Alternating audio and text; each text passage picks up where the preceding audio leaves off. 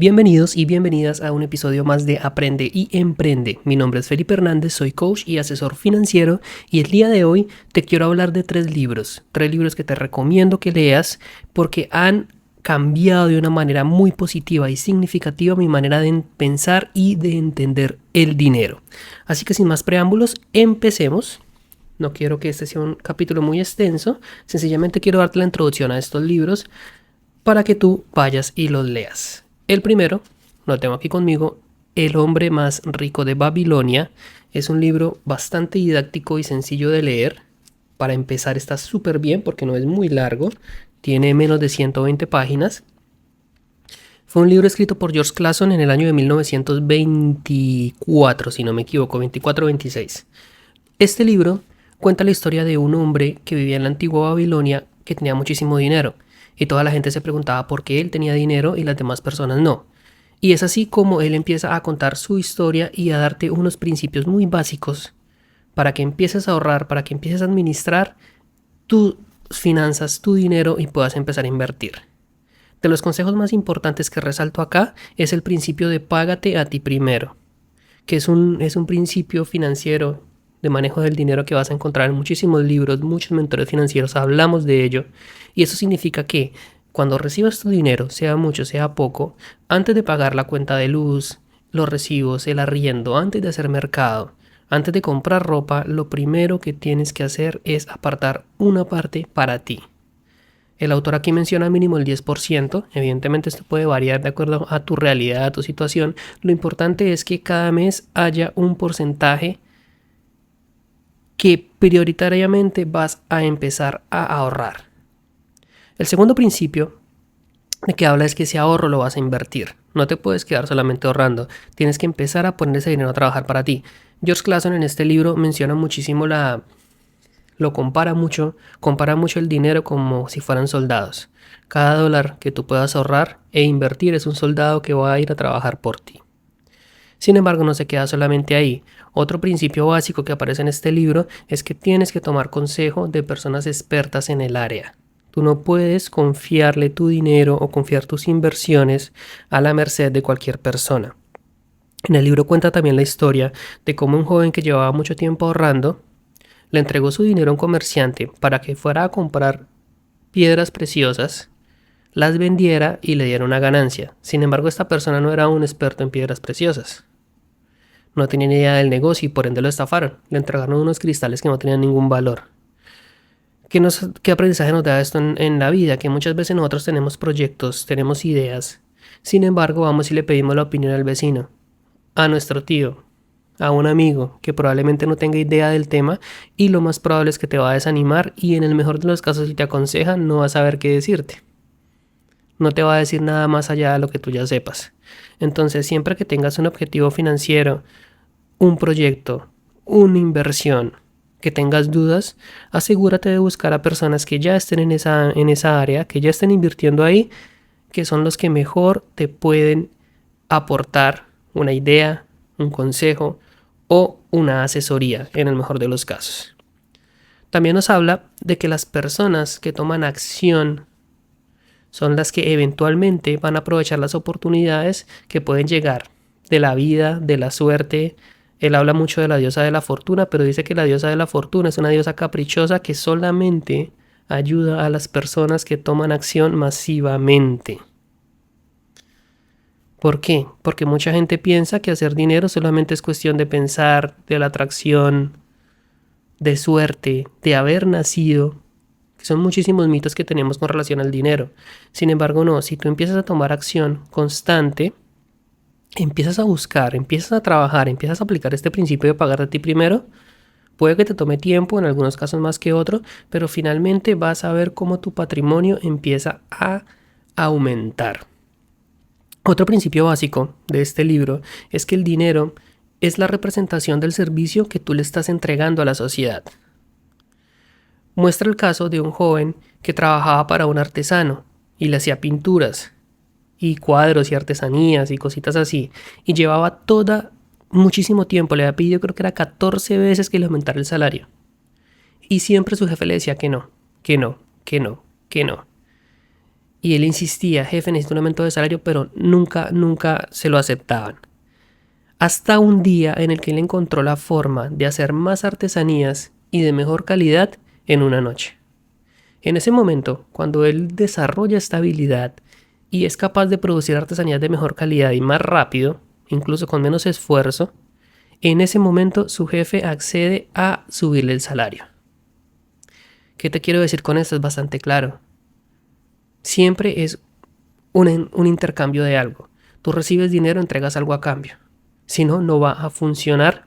Y en este libro lo menciona bastante bien. También habla sobre muchos otros principios, como cómo manejar las deudas, qué hacer cuando debes dinero, un poco de mentalidad, cuál es el mindset correcto que debes tener. También habla sobre el hecho de prestar dinero. Lo hace de una manera muy didáctica a través de fábulas, a través de historias que ocurrieron en la antigua Babilonia.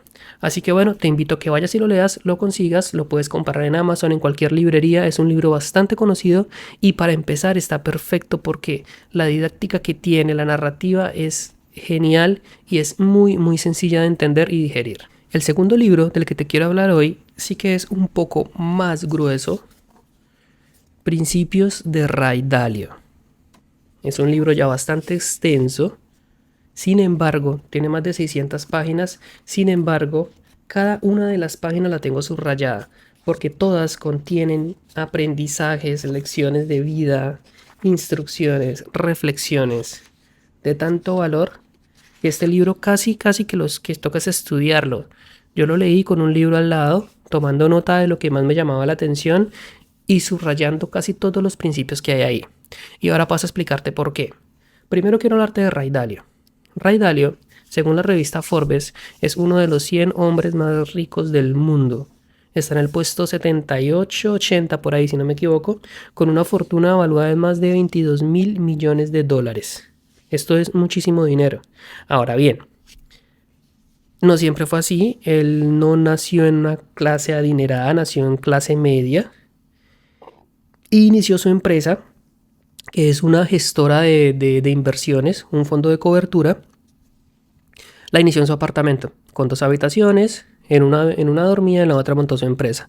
Hoy en día, Bridgewater Associates, que es la compañía que fundó Ray Dalio, es una de las compañías privadas más importantes de Estados Unidos y evidentemente ha producido muchísimo dinero. Manejan inversiones por mucho capital y han generado ganancias a casi todos los clientes que hay ahí, al punto tal de que es un fondo privado. Si tú quisieras invertir con ellos, tienes que tener un capital de 7.5 millones de dólares disponible para invertir y te dejan en lista de espera. No te lo reciben de una vez.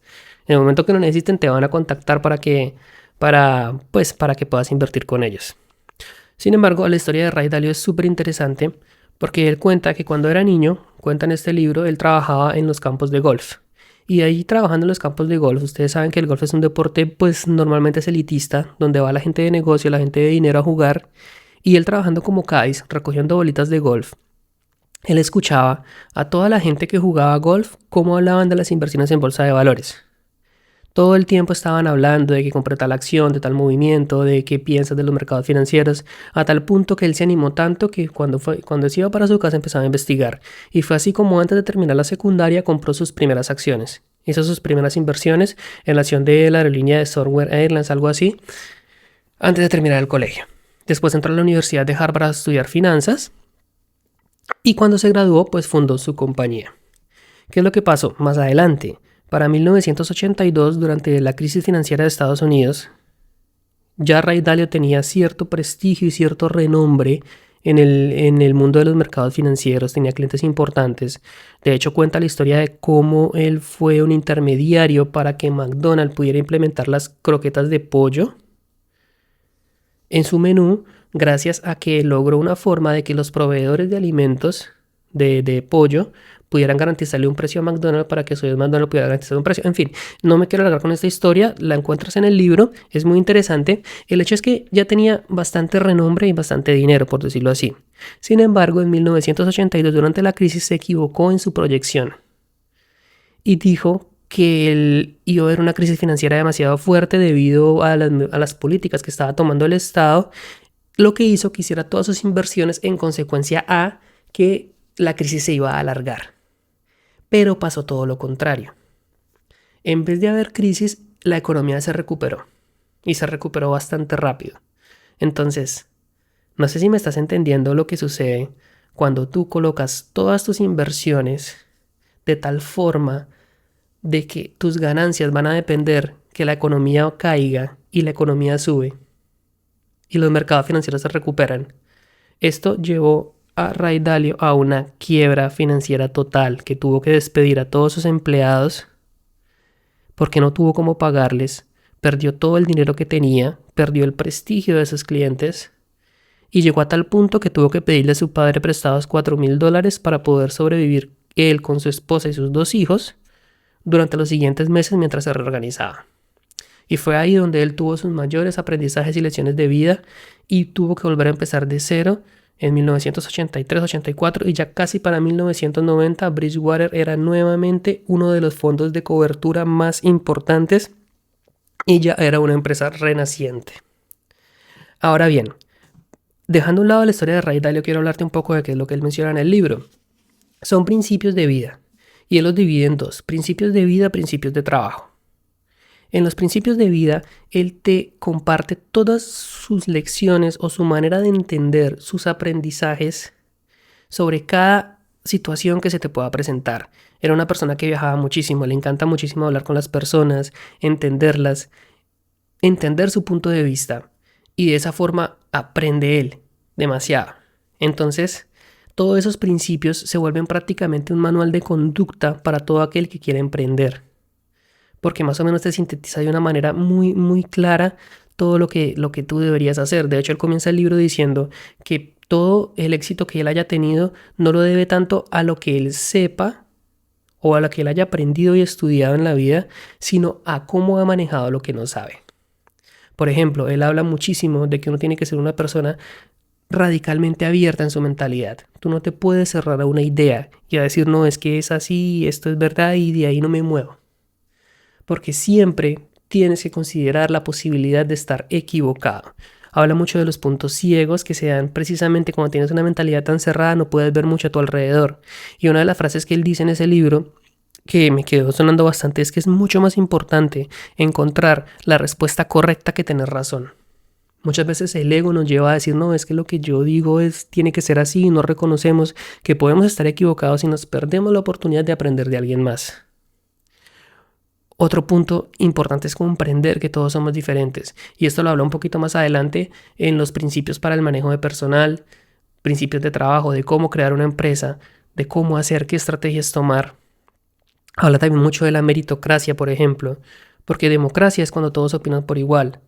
La dictadura o el autoritarismo es cuando una sola persona toma las decisiones. La meritocracia no es ni lo uno ni lo otro, es qué tanto te mereces tú y qué tanto te ganas la posición que tienes. Porque evidentemente todos opinan, pero dependiendo de quién haya tenido mejores resultados va a tener más relevancia que el otro. Hace parte, por ejemplo, de los principios de trabajo. Habla también de que hay que ser radicalmente transparente con las personas, con los negocios, porque un negocio es ganar, ganar. Si tú llegas a hacerle una mala jugada a un cliente, es un cliente que no va a regresar. Habla también de las relaciones laborales. En la parte de principios de trabajo, todos aquellos que tengan empresa, que estén pensando en emprender, que sean, no necesariamente que sean los dueños, pero que manejen equipos de trabajo. Este libro tiene más de 250 páginas hablando de eso, de cómo relacionarte con las personas, qué hay que tener en cuenta. Habla incluso de las diferentes personalidades y más o menos cuáles son los puntos fuertes de cada uno, porque muchas veces uno al liderar un equipo de trabajo, si le delega una responsabilidad a una persona que no tiene las actitudes para hacerlo, o que de pronto su personalidad no se da para eso, si le llega a ir mal, como evidentemente puede pasar, no va a ser culpa de él, va a ser culpa tuya, porque no entendiste que ese no era su potencial. Esos son puntos muy interesantes en principios de trabajo. Ahora bien, en principios de vida o de mentalidad, él también habla mucho de la importancia de no estar siempre 100% seguro de algo. Él dice, a mí me da miedo cuando tengo un diagnóstico que para mí es infalible. Cuando siento que estoy 100% seguro de algo, es cuando más probabilidades tengo de equivocarme. Por eso siempre es mejor partir de la premisa de que algo se nos está olvidando, de que algo no estamos viendo, porque eso nos va a mantener alerta y hace parte de ser radicalmente abierto.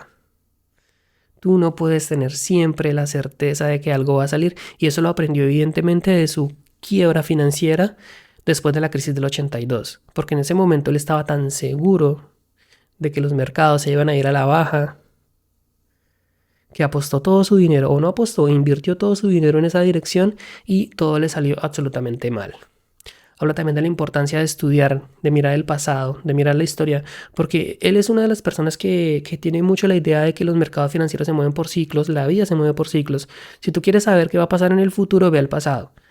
No necesariamente 100, 200 años, mucho más atrás. Lo que ya ha pasado hoy, o lo que está pasando hoy, es algo que ya sucedió en algún momento de la historia, y si tú vas y miras qué fue lo que sucedió y cómo se desarrollaron los hechos, probablemente vas a saber con bastante certitud qué va a pasar. De hecho, Ray Dalio es conocido porque fue una persona que anticipó con una certitud realmente impresionante la crisis financiera del 2008. Y no es porque fuera clarividente ni adivino ni tuviera una bolita de cristal, sencillamente porque supo leer muy bien lo que estaba pasando, una ley de causa y efecto que lo llevó a adelantarse a lo que iba a suceder durante esta crisis financiera. Así que bueno, sin más, este libro pues lo puedes encontrar también en Amazon, en librerías. Este sí que es un poquito más extenso, te va a tomar tiempo estudiarlo, pero honestamente que vale muchísimo, muchísimo la pena. Principios de vida, principios de trabajo, son más de 500 páginas, pero créeme que disfruté cada una de ellas, porque me trajeron enseñanzas, aprendizajes y reflexiones que el día de hoy son invaluables para mí. El tercer libro que te quiero mencionar, y para mí uno de los mejores libros que he leído en materia de finanzas personales y manejo del dinero, Libertad 45, del escritor canadiense Pierre-Yves McSween. Desafortunadamente este libro no lo he visto en español, también debe ser porque es bastante reciente, fue escrito en el año 2020 durante la pandemia, es un libro bastante nuevo. Ya tengo 2 episodios en este podcast hablando de este libro, donde menciono la metodología VEI, que es agregar valor a tu vida, ahorrar e invertir, para que veas si lo escuches. Desafortunadamente no está en español y es una lástima. Sin embargo, por métricas del podcast, yo sé que más del 55% de mi audiencia está en Canadá, especialmente en la provincia de Quebec. Si tienes la oportunidad y estás en Quebec de comprar este libro, te lo recomiendo muchísimo, porque es uno de los libros más integrales que he leído. ¿A qué me refiero con integral? Pierre-Yves McSween, el libro originalmente se llama Liberté 45, Libertad 45, lo que plantea es que tienes que buscar la libertad financiera, o al menos la comodidad financiera a la edad de 45 años, que es una edad con la que todavía tienes salud, todavía estás joven, está como en la mitad entre los 20 que empiezas a trabajar y los 60, 65 que te vas a la pensión. El problema es que cuando te pensionas a los 65 años, tu salud ya empieza a estar deteriorada y no puedes disfrutar de la vida tan bien como cuando tienes 45 años. ¿Qué deberías hacer para lograr esto? Evidentemente empezar a tomar acción desde muy joven, desde los 20, 25 años preferiblemente, porque tienes el suficiente tiempo por delante para que tu capital vaya creciendo. ¿Por qué me refiero que es un libro muy integral? Primero, cuenta la historia del autor y cómo él lo hizo. Parte desde el ejemplo de cómo hizo sus primeros trabajos, después trabajó como revisor fiscal, revisando la contabilidad de empresas, y ahí aprendió muchísimo de la parte fiscal de Canadá, de cómo funciona el tema de los impuestos. Y ahí va la segunda parte, por lo que es muy integral, porque este libro se concentra también mucho en explicarte cómo puedes tú aprovechar la parte fiscal del país a través de vehículos financieros que existen, como lo es un CELI, lo es un REER, que bueno, si tú no estás en Canadá, estos vehículos financieros son vehículos de inversión, algunos son libres de impuestos, el otro es para la pensión, tienen muchas ventajas fiscales. Tú puedes investigar independientemente del país en donde estés qué vehículos financieros existen para tal objetivo, que seguramente los hay. Debe tener otro nombre, pero de que existen, solo tienes que ir a buscarlos, que te permitan deducir impuestos, que te permitan ahorrar para la pensión, en fin. Y en este libro él explica muy bien cuál es la estrategia que deberías utilizar, sobre todo con los CELI y con los REER. Porque el primero, el CELI, es un mecanismo de inversión cuyas utilidades, o todo lo que sean dividendos, ganancias de capital o rentabilidad que generen tus inversiones, no van a ser imposables de por vida. Tú nunca vas a pagar impuesto por ellos. Y el REER, tú no pagas impuestos por el dinero que pongas ahí. Sin embargo, lo vas a pagar cuando lo retires. Pero ¿qué es lo que pasa? Si tú a la edad de los 25 o 30 años tienes una imposición del 30-40%, como suele verse en Canadá cuando llegas a ciertos salarios, tú deduces todo ese dinero del REER. O sea, por cada dólar que tú estés metiendo ahí, estás dejando de pagar el 45% de impuestos. Y más adelante, cuando lo vas a retirar, la imposición va a ser muchísimo más baja si sigues ciertos consejos que él te da. Entonces, número 1, el ejemplo que él de su propia vida y de cómo él lo ha hecho. Número 2, te explica de una manera muy sencilla cómo puedes utilizar o el sistema financiero del país a tu favor y qué estrategias debes utilizar para que a la edad de 45 años seas libre financieramente.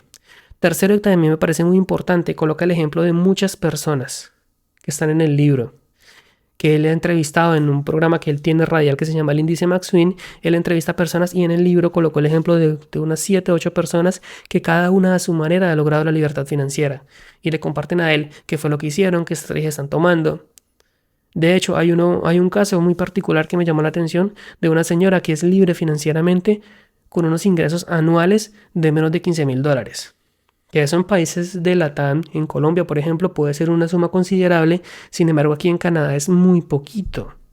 $15,000 al año para la mayoría de la población no es suficiente para vivir. Sin embargo, esta persona se las arregló para suplir todas sus necesidades con esos $15,000 y se la pasa 6 meses del año en México, prácticamente de vacaciones haciendo lo que le gusta.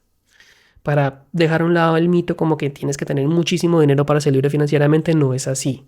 Tienes que revisar muy bien tus gastos y tu estilo de vida que esté acorde a tus objetivos. Entonces por eso les comento que este libro para mí es el mejor, porque definitivamente los consejos que dan son súper prácticos de tomar acción, que lo puedes hacer ya. Te explica cómo puedes hacer para darle valor a tu vida, qué estrategias tomar, qué habilidades. Te hace una serie de preguntas que te llevan a cuestionar y dicen, hombre, sí, pues podría hacerlo muchísimo mejor. Hay una parte donde él te dice, listo, supongamos que tú tienes 25 años, ¿qué estás haciendo en tu tiempo libre? ¿Cuántas horas te la pasas viendo Netflix? ¿Cuánto tiempo te la pasas, no sé, haciendo cosas improductivas? Ahora, ¿qué pasaría si empezaras a leer más? ¿Qué pasaría si aprendieras un segundo o un tercer idioma aparte de tu lengua materna? Entonces son confrontamientos así y pone muchos ejemplos. Y dice, tomemos el ejemplo de la persona A, que a los 20 años empezó a ahorrar y empezó a invertir. Y la persona B, que se gastaba todo su dinero y vivía todo el tiempo de paga en paga, es decir, esperando que entre su salario para gastárselo todo. A los 30 años la diferencia financiera entre uno y otro era enorme. A los 40, a los 45 sí que más.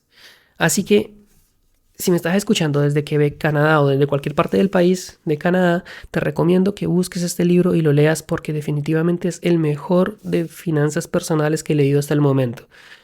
Si estás en Colombia o en cualquier país de Hispanoamérica, tengo ya 3 episodios con este, los 2 anteriores donde te resumo más o menos, probablemente saque uno más detallado, donde te explique más a detalle qué es lo que él plantea, pues para que puedas tener acceso a la información que hay aquí. Aunque sinceramente yo creo que ese es un libro que muy pronto se va a traducir a español, porque honestamente ha sido un éxito acá en Quebec, porque definitivamente pues es muy práctico y es la información que contiene desde muchísimo valor. Pienso de pronto también que no lo han traducido por lo que su modelo o su estrategia está muy enfocada a las condiciones financieras y políticas de Quebec. Entonces, traducir eso a otro país, quizás de pronto por ahí no le encuentren la forma de buscar equivalencias, pero seguramente lo van a hacer. Así que va a ser cuestión de tiempo. Así que bueno, es todo por hoy. No olvides El hombre más rico de Babilonia, Principios de Ray Dalio y Liberté Carranza en Libertad 45 de Pierre McSween. Son los 3 libros que más han cambiado de una manera positiva mi mentalidad y mi forma de entender el dinero. Te recomiendo que los leas en la medida de lo posible. Y bueno, no siendo más, nos vemos en un próximo episodio. Chao, chao.